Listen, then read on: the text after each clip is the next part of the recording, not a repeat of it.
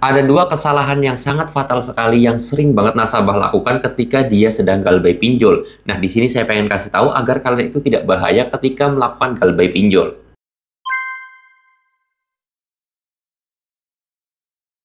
Assalamualaikum warahmatullahi wabarakatuh teman-teman semuanya. Pada kesempatan video kali ini saya ingin membahas dua kesalahan nasabah yang sering banget dilakukan ketika melakukan galbay. Padahal hal ini yang sangat-sangat berbahaya sekali dalam dunia namanya pinjol ya teman-teman semuanya.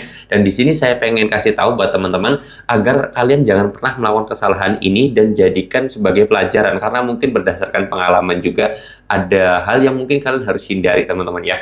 Ini langsung aja ke step pertama. Yang pertama adalah kesalahan ketika kita galbay itu tidak transparan. Nah, ini menjadi sangat umum sekali dan banyak kasusnya yang terjadi. Mereka melakukan pinjaman online tapi nggak pernah transparan terhadap keluarga. Entah kepada istrinya, kepada suaminya, ke orang tuanya, pamannya, bibinya, kakaknya, adiknya, atau keluarganya. Nggak transparan. Ini yang sangat salah teman-teman ya. Kenapa kok saya katakan ini kesalahan? Karena banyak nasabah yang takut dengan disi lapangan.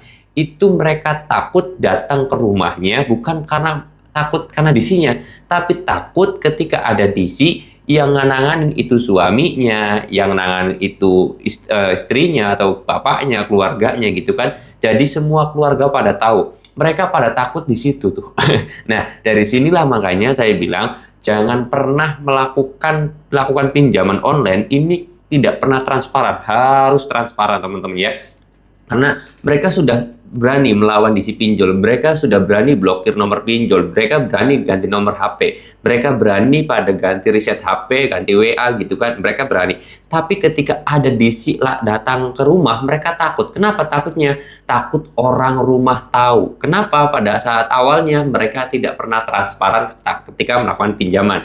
Itu kesalahan pertama yang harus kalian hindari ketika kalian melakukan galbay pinjol itu. Nah, itu pertama. Lalu kemudian yang kedua adalah menganggap enteng terhadap hutang, lalu kemudian menjadi gali lubang tutup lubang. Ini jadi masalah besar. Kenapa? Karena banyak sekarang itu orang yang mencari pinjol yang aman, padahal ternyata untuk gali lubang tutup lubang. Ini yang menjadi kesalahan ya teman-teman ya.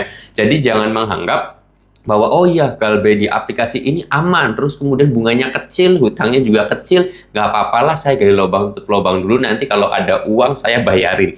Tapi kenyataannya semakin banyak, semakin membengkak, dan semakin besar hutangnya.